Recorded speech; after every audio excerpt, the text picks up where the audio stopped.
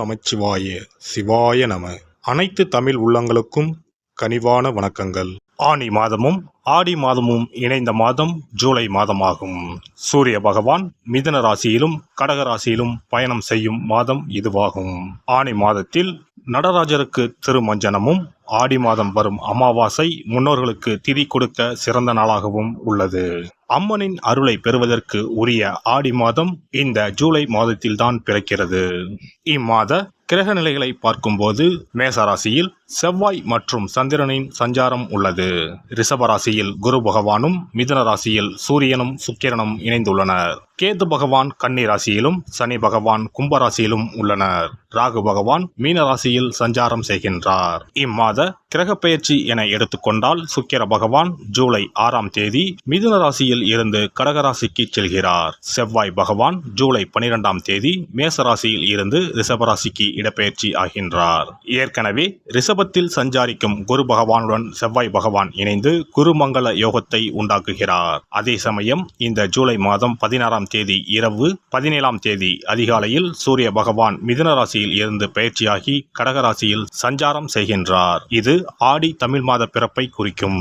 ஜூலை 19ஆம் தேதி புதன் பகவான் கடகராசியில் இருந்து சிம்ம ராசிக்கு பயிற்சியாகின்றார். சுக்கிர பகவான் ஜூலை 31ஆம் தேதி சிம்ம ராசிக்கு பயிற்சியாகின்றார். சந்திர பகவான் ஜூலை 1ஆம் தேதி அஸ்வினி நட்சத்திரம் மேசராசியில் இருந்து தன் பயணத்தை ஆரம்பிக்கிறார். இந்த கிரக பயிற்சி மற்றும் சஞ்சாரத்தால் உங்கள் வாழ்வில் ஏற்படக்கூடிய சுப மற்றும் அசுப பலன்கள் என்ன என்பதனை பற்றி காண்போம். உங்கள் வாழ்வில் வளமும் நலமும் செல்வ செழிப்பும் பெற்று வாழ்வில் உயரிய நிலையை அடைய எல்லாம் வல்ல எம்பெருமானை வேண்டி விரும்பி கேட்டுக்கொள்கிறேன். தனுசு ராசி அன்பர்களே, இந்த மாதம் எல்லா விதத்திலும் நன்மைகள் உண்டாகும். எதையும் செய்து முடிக்கும் துணிச்சல் அதிகரிக்கும். பணம் வருவது அதிகரிக்கும். எதிர்ப்புகள் அகலும். நீண்ட நாட்களாக இருந்து வந்த பிரச்சனைகளில் தீர்வு கிடைக்கும். தொழில் வியாபாரத்தில் ஈடுபட்டு இருப்பவர்களுக்கு கீழ்நிலையில் உள்ளவர்களால் நன்மைகள் உண்டாகும். தேவையான சரக்குகள் கையிருப்பு இருக்கும். துணிச்சலாக முயற்சிகள் மேற்கொண்டு வியாபாரத்தை விரிவுபடுத்துவீர்கள். உத்தியோகத்தில் இருப்பவர்கள் முன்னேற்றம் காண்பார்கள். மேல் அதிகாரிகளால் நன்மை ஏற்படும். குடும்பத்தில் குதூகலம் உண்டாகும். உங்களது வார்த்தைகளுக்கு மதிப்பு கூடும். கணவன் மனைவிக்கு இடையே நெருக்கம் அதிகரிக்கும். பிள்ளைகளுடன் மகிழ்ச்சியாக பொழுதை கழிப்பீர்கள். குடும்பத்தில் இருந்து வந்த இறுக்க நிலை மாறும். பெண்களை பொறுத்தவரை காரியங்களை துணிச்சலாக செய்து முடித்து வெற்றி காண்பீர்கள். எதிர்ப்புகள் விலகும். நீண்ட நாட்களாக இழுபறியாக இருந்த காரியம் நடந்து முடியும். கலைத்துறையினருக்கு மதிப்பும் மரியாதையும் அதிகரிக்கும். சிறப்பாக பணிபுரிந்து பாராட்டுகளை பெறுவீர்கள். ஆடை ஆபரணங்கள் சேரும். விளையாட்டுத் துறையில் உள்ளவர்களுக்கு பரிசும் பாராட்டுதலும் கிடைக்கும்.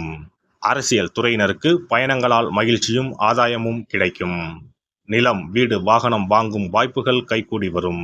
நீதிமன்ற வழக்குகளில் இருந்து விடுபடுவீர்கள். வேதாந்த விஷயங்களில் நாட்டம் அதிகரிக்கும்.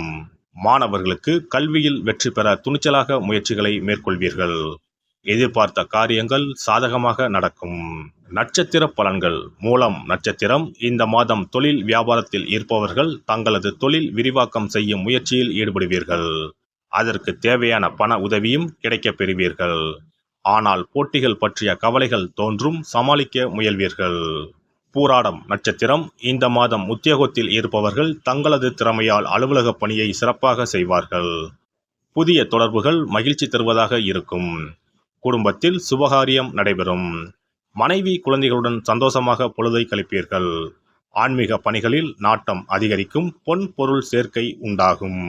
உத்திராடம் நட்சத்திரம். இந்த மாதம் நண்பர்கள் மூலம் உதவிகள் கிடைக்கும்.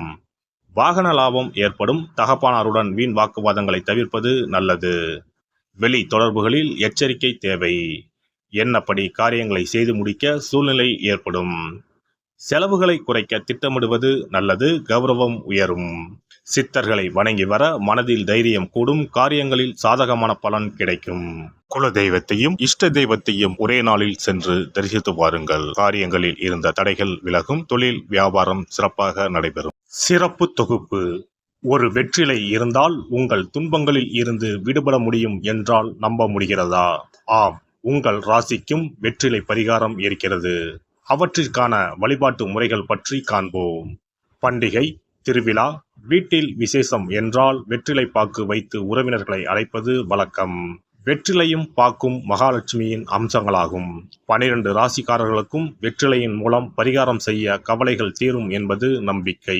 வெற்றிலையின் நுனியில் லட்சுமியும், நடுவில் சரஸ்வதியும், காம்பில் பார்வதி தேவியும் வசிக்கின்றனர். மகாவிஷ்ணுவும், பிரம்மாவும், சிவனும், சுக்கிரனும் கூட வெற்றிலையில் வாசம் செய்கின்றனர். எனவேதான் பூஜை மற்றும் திருமணம் சுபமாக நடக்க வேண்டும் என்பதற்காக வெற்றிலை பாக்கு படைக்கப்படுகிறது. துன்பம் விலக உங்க ராசியின்படி இந்த மாதிரி வெற்றிலை பரிகாரம் செய்யுங்கள். வெற்றிலை பரிகாரத்தில் எல்லோரும் ஒரே மாதிரியான பரிகாரத்தை செய்தால் பலன் தராது.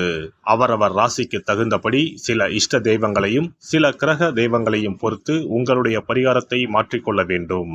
அப்போதுதான் உங்களுக்கு என்ன கஷ்டமோ அது சரியாக நீங்கி உங்களுக்கு நல்ல பலன்கள் கிடைக்கும். உங்களுடைய ராசியின்படி வெற்றிலையில் குறிப்பிட்ட கிழமையில் பரிகாரம் செய்தால் உங்கள் துன்பம் விலகும், பிரச்சனைகள் தீரும். மேசராசி அன்பர்கள் செவ்வாய்க்கிழமைகளில் வெற்றிலையில் மாம்பழம் வைத்து முருகப்பெருமானுக்கு நெய்வேத்தியம் செய்துவிட்டு அந்த பழத்தை உண்டால் அனைத்து கஷ்டங்களும் நீங்கும். ரிஷபராசி அன்பர்கள் செவ்வாய்தோறும் வெற்றிலையில் மிளகு வைத்து வழிபாடு நடத்தினால் துன்பங்கள் அனைத்தும் தீரும். மிதுன ராசி அன்பர்கள் புதன்கிழமைகளில் வெற்றிலையில் மிளகு வைத்து இஷ்ட தெய்வத்தை வழிபடவும். பின்னர் அதையே பிரசாதமாக சாப்பிட்டால் துன்பங்கள் எல்லாம் நீங்கும். கடகராசி அன்பர்கள் வெள்ளிக்கிழமை தோறும் வெற்றிலையில் மாதுளை பழத்தை வைத்து காளியை வழிபாடு செய்து பின்னர் அந்த மாதுளை பழத்தை சாப்பிட்டால் துன்பங்கள் நீங்கும். சிம்மராசி அன்பர்கள் வியாழக்கிழமைகளில் வெற்றிலையில் வாழைப்பழத்தை வைத்து இஷ்ட தெய்வத்தை வழிபடலாம். பின்னர் அந்த பழத்தை பிரசாதமாக உண்டால் கஷ்டங்கள் நீங்கும். கன்னிராசி அன்பர்கள் வியாழக்கிழமையில் வெற்றிலையோடு மிளகு வைத்து உங்கள் இஷ்ட தெய்வத்தை வணங்குங்கள்.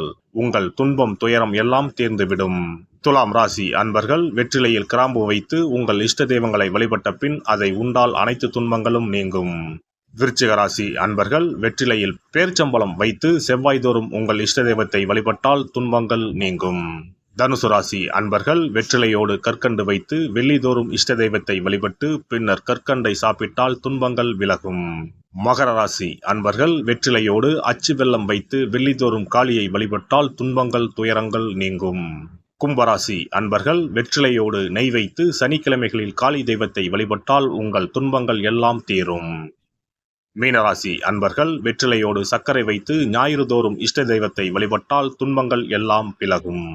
எல்லாம் வல்ல இறையருளால் நீங்களும் உங்கள் அன்பு குடும்பமும் உடல் நலம், நீலாயுள், நிறை செல்வம், உயர் புகழ், மெய்ஞானம் ஓங்கி வாழ்க வளமுடன்.